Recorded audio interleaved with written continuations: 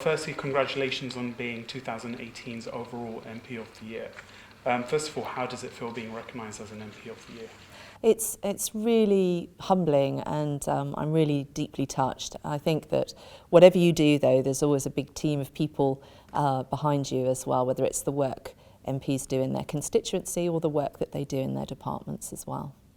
And what piece of work have you done over the last year that you feel most passionate about, or that you look back at and feel like will be your legacy?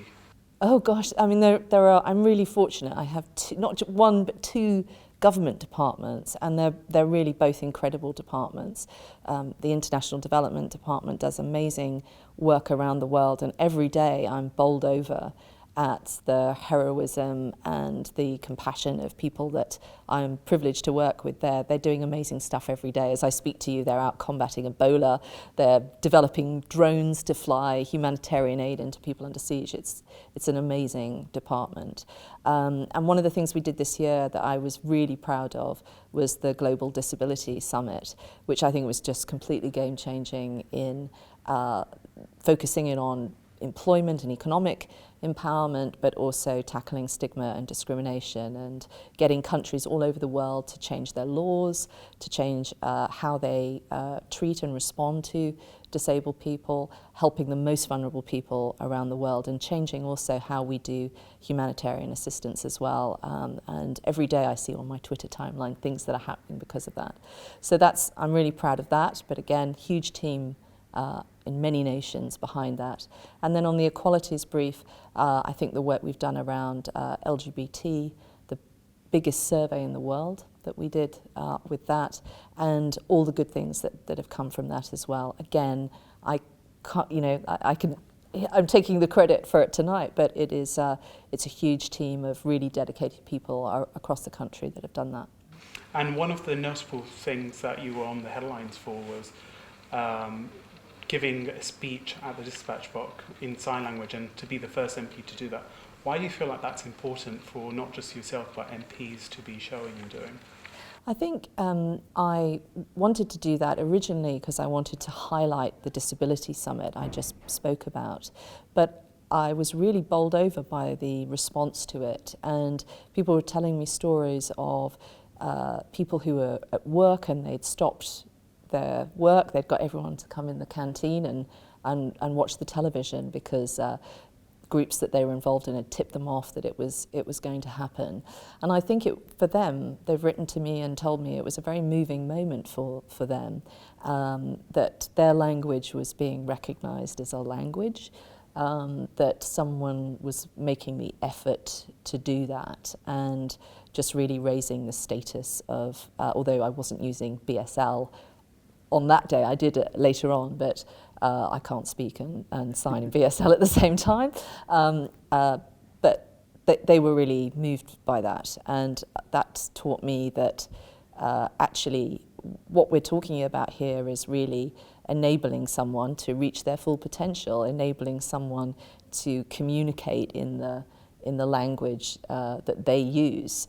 And unless you're doing that, you can't reach your full potential, you can't be your creative best. And I think it was a recognition of that. There's more we need to do on that agenda, I think. But I was really pleased to be able to do that, and also teach Mr. Speaker some sign language as well, which was great. And talking about opening up politics and Parliament, what more do you think politicians and Parliament, where it's at right now, could do to open up to people from underrepresented communities? I think there's lots of things we can do. I think to come and be a member of Parliament, you need some really practical things. And one reason why I wanted to set up the Elected Office Fund for disabled candidates was to enable people to be able to access if they had really disproportionate costs in being able to run. I want also political parties to do more themselves. Ultimately, the British taxpayer wants all sorts of services set up. It wants to look after people in the workplace and give people the support they need to thrive. Political parties should take responsibility for what they're responsible for, which is enabling their candidates to thrive. And I think that by setting up this interim fund and then really getting political parties to look at what they're doing, putting a little bit of pressure on them, we will come up, I think, with some more sustainable long-term support for disabled candidates and other candidates as well. But of course, being an MP is just one way to contribute. And I think the most important thing is for us to create ways that people can get involved and help. Also, if they don't want to be a member of a political party, you don't have to have a rosette stuck to you to be able to contribute to your community. And I think to do that, we really need to articulate what it is that we're trying to get done together for the nation, and then we need to create ways for people to help. Great.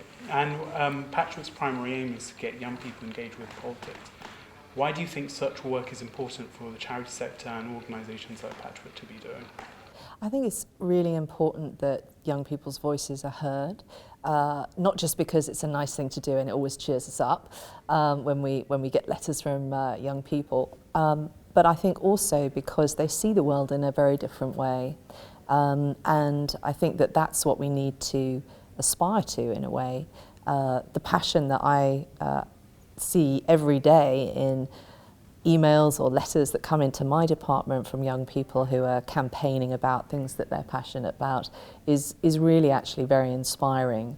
And they also, I think, really can reach across boundaries and just be ambitious. I think sometimes, if you're chugging away at things, sometimes your ambitions can get low, and they have really high ambitions. And so I think that's why we need to hear their voices loud and clear, but also I think to instill in them that contributing to your community, taking care of other people, it's a good thing to do. It's part of leading a rewarding life, and we should be supporting and encouraging people to do that. Great, thank you very much, and once again, congratulations on being this year's MP of the Year. Thank you.